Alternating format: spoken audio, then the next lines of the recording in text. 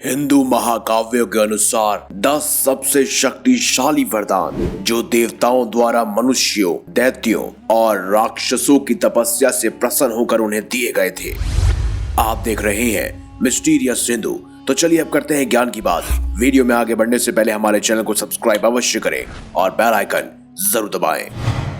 जैसा कि हम सब जानते हैं कि हिंदू पौराणिक कथाएं हिंदू धर्म से संबंधित पारंपरिक विवरणों का एक विशाल संग्रह है, जिसमें महाभारत, रामायण, हमारे पुराण, वेद इत्यादि महाकाव्य सम्मिलित हैं और इनमें से अधिकतर खास ग्रंथों में देवताओं द्वारा मनुष्य, दैत्यों और राक्षसों की तपस्या से प्रसन्न होकर उन्हें अलग अलग वरदान दिए गए।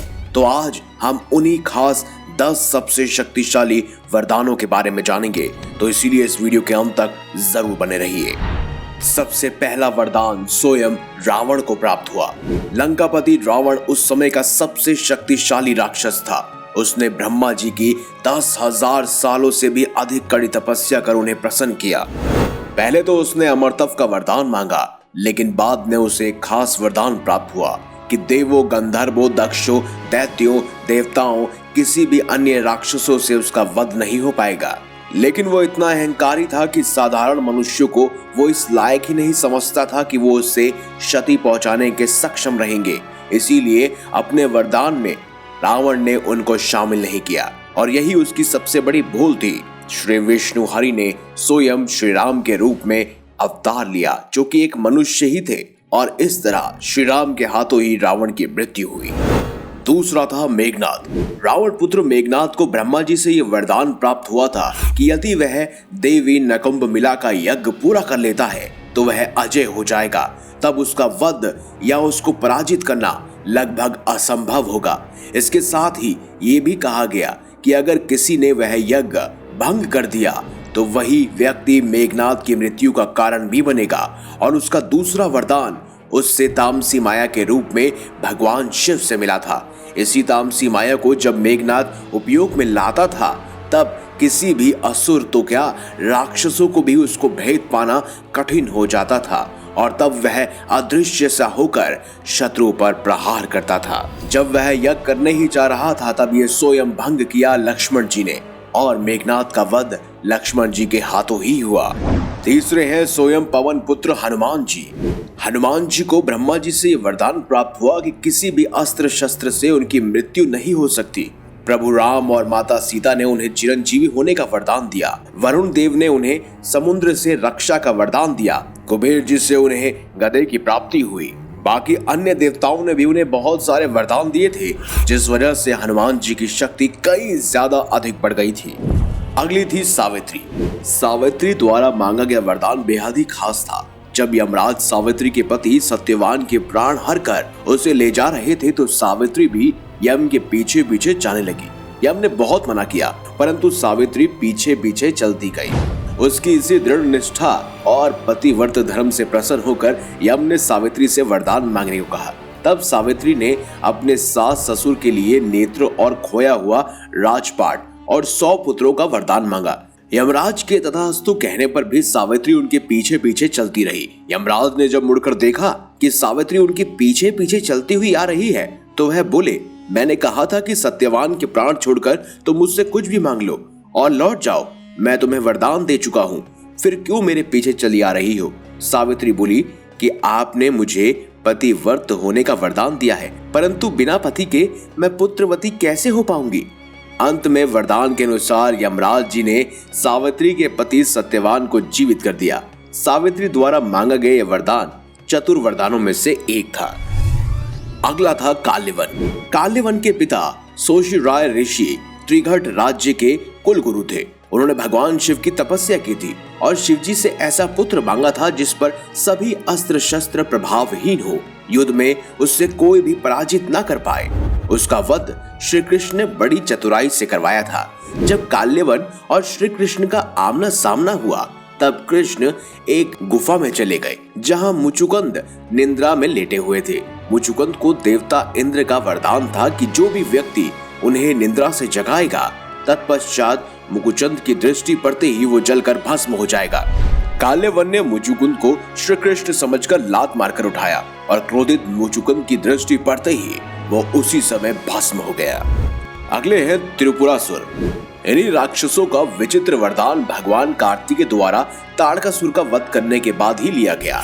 उसके तीनों पुत्रों ने देवताओं से बदला लेने का प्रण लिया। उन्होंने हजारों वर्षों तक अत्यंत एक तप करके ब्रह्मा जी को प्रसन्न कर लिया। तीनों ने ब्रह्मा जी से अमर तप का वरदान मांगा। ब्रह्मा जी ने उन्हें मना कर दिया और कहने लगे, कोई ऐसी शर्त रख लो जो अत्यंत कठिन हो। तीनों ही सूरों ने खूब विचार कर ब्रह्मा जी से वरदान मांगा, हे प्रभु, आप हमारे लिए 3 पुरियों का निर्माण कर दे। और वह तीनों पुरियां जब अभिजीत नक्षत्र में एक पंक्ति में खड़ी हो तो कोई क्रोध चित्त अत्यंत शांत अवस्था में असंभव रथ और असंभव बाण का सहारा लेकर हमें मारना चाहे तब हमारी मृत्यु हो। ब्रह्मा जी ने कहा, तथास्तु। अंत में त्रिदेवों और अन्य देवों द्वारा वैसा ही रथ और बाण की व्यवस्था की गई और नियुक्त समय पर तीनों का नाश हुआ, वो भी स्वयं भगवान शिव के द्वारा। अगला था हिरण्यकश्यप। कश्यप ऋषि और दिति के पुत्र हिरण्यकश्यप ने ब्रह्मा जी की घोर तपस्या कर उनको प्रसन्न किया और अमरतप का वरदान मांगा, लेकिन ब्रह्मा जी ने ऐसा वर देने से मना कर दिया।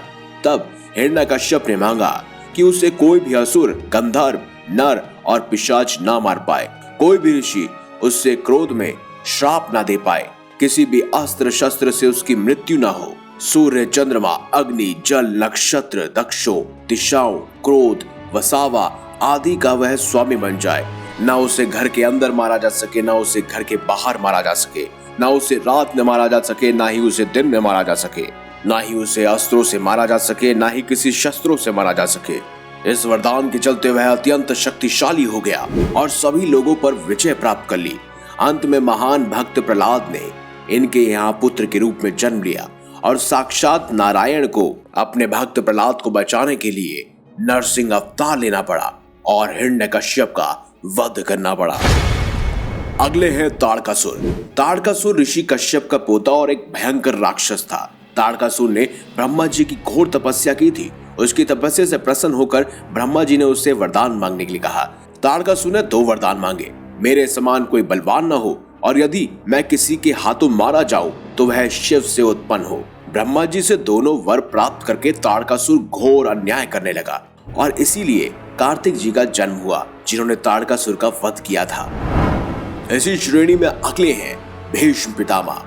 देवव्रत यानी भीष्म, जिनको इच्छा मृत्यु का वरदान स्वयं उनके पिता शांतनु द्वारा दिया गया था। शांतनु हरिदास की पुत्री सत्यवती पर मोहित हो गए थे और उन्होंने हरिदास के समक्ष उनकी पुत्री से विवाह का प्रस्ताव रखा, पर हरिदास ने शर्त रखी कि हस्तिनापुर का उत्तराधिकारी सत्यवती से ही हुई संतान बने। तब भीष्म पितामह ने आजीवन अविवाहित रहने की प्रतिज्ञा ली और इसी से प्रसन्न होकर शांतनु ने देवव्रत को इच्छा मृत्यु का वरदान दिया। इसी कारण उनका नाम भीष्म भी पड़ा। अगला और आखिरी है महिषासुर। सृष्टिकर्ता ब्रह्मा जी का महान भक्त महिषासुर। महिषासुर ने स्वयं ब्रह्मा जी की कठोर तपस्या की और वरदान प्राप्त किया कि देवता हो या दानव उस पर विजय प्राप्त नहीं कर सके।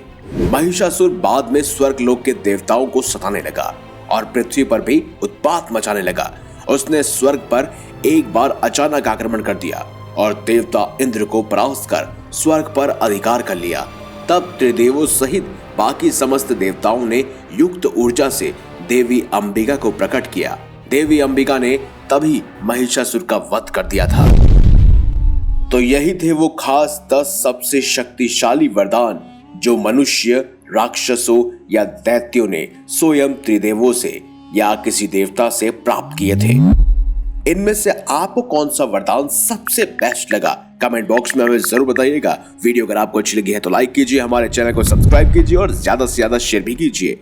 मिलेंगे अगली बार एक नई खास वीडियो के साथ, तब तक के लिए देखते रहिए संपूर्ण ज्ञान का केंद्र बिंदु मिस्टीरियस हिंदू।